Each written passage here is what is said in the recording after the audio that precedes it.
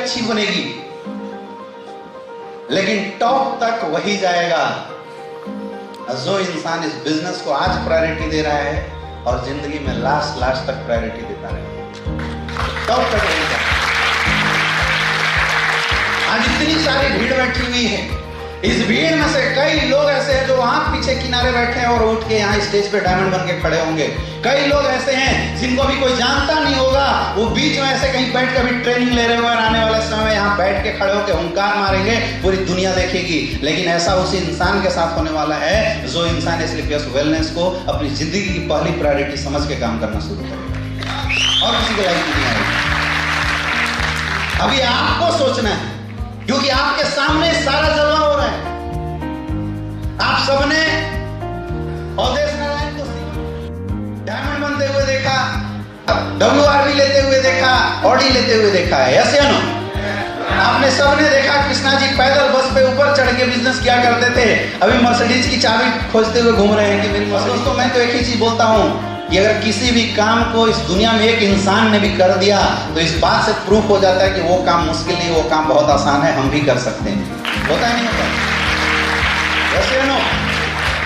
जैसे नो ये आपका गिरिडीह का सुमित गुप्ता जी हमारे पास मिले थे और क्या ऊपर वाले का भी खेल बड़ा निराला है। इनको जो लेके आया था, मतलब जो इनका अपलाइन है, वो आज पता नहीं किस गुमनामी में खोया हुआ है। ये पहली बार आए थे तो नोनीता कोर पब्लिक स्कूल में हमारा सेमिनार था, उस समय ये मेरे से मिले, इनको मैंने सब कुछ बताया। तो समझने के बाद ये कभी आगे देखे कभी पीछे देखे, बोला सर कुछ हो भी जाएगा या ऐसी होगा कुछ, है ना? आज सुमित गुप्ता जी मुझे लगता है गिरिडीह में धमाल मचा के रखी हुई है। आज जब भी देखता हूँ कभी स्टाइल से बोनट पर बैठ के फोटो खिंचवाते हैं, कभी कार के अंदर घुस के फोटो खिंचवाते हैं। जिंदगी सबकी हसीन हुई है, हाँ या ना?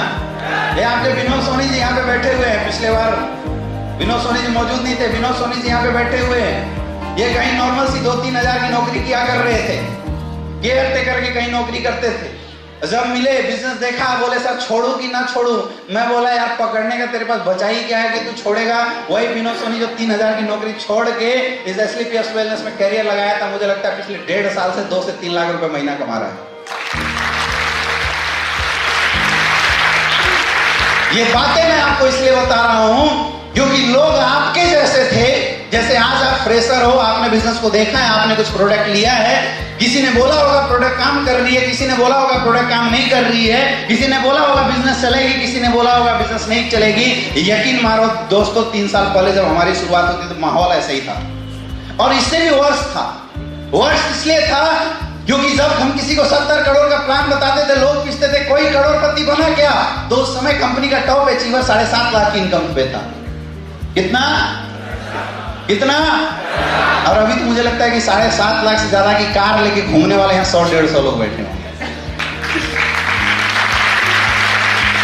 माहौल तब भी बहुत ज्यादा वर्ष था, बहुत सारे लोग आए, बहुत सारे लोगों ने शुरुआत की। कुछ लोगों ने अपनी जिंदगी की प्रायोरिटी बना दी एसलीपीएस वेलनेस को, और कुछ लोगों ने केवल पार्ट टाइम पास करने के लिए इस बिजनेस में आए थे। जो टाइम पास करने के लिए आए थे, टाइम के अनुसार वो भी पास हो गए, और जो प्रायोरिटी देके इस बिजनेस में करियर बनाने के लिए आए थे, टाइम के अनुसार उनकी करियर बन गई। फ्रंट लाइन में लाके बैठे हुए लोग। तो सबसे पहली चीज, सफलता चाहिए तो आपको अपनी जिंदगी की प्रायोरिटी सेट करनी पड़ेगी। एसलीपीएस वेलनेस को अपनी लाइफ की पहली प्रायोरिटी देनी पड़ेगी कि जिंदगी में कुछ करो ना करो, लेकिन एसलीपीएस में काम डेली होना चाहिए। खाना खाओ या ना खाओ, लेकिन अपना काम जरूर होना चाहिए। ये बात शुरुआत से लेकर लास्ट तक जितने लोगों ने किया, उनकी 2-3 साल में जिंदगियां हो गई। डिसाइड आपको करना पड़ेगा, कोई शॉर्टकट नहीं है, कोई ऑप्शन नहीं है मेरे दोस्त। प्रायोरिटी जिसने सेट करी, जिंदगी में उसके बदलाव यहां से आने शुरू हो जाएंगे। आपको अपनी लाइफ की पहली प्रायोरिटी इस बिजनेस को रखना पड़ेगा, दूसरी भी नहीं। कौन सी? पहली प्रायोरिटी अपने आप को रखना पड़ेगा। पहली प्रायोरिटी लेने के बाद आपके लाइफ की जिंदगी में बदलाव ये इंडस्ट्री आपको देने वाली है। कर सकते हो? कर सकते हो? कर सकते हो? पागलपन और जुनून लाना पड़ता है बिजनेस में, अंदर से जुनून लाना पड़ता है, जुनूनी बनना पड़ता है। कभी मत सोचना कि मेरा क्या होगा, क्योंकि अदरवाइज थॉट जैसे आपके लाइफ में आएगी ना, सेकेंड थॉट जैसे एंट्री करती है कि पता नहीं मेरा क्या होगा, मेरे से होगा कि नहीं होगा, तो बोलते हैं कि एक निगेटिव पॉइंट 1000 पॉजिटिविटी को जीरो कर देती है, माइनस कर देती है।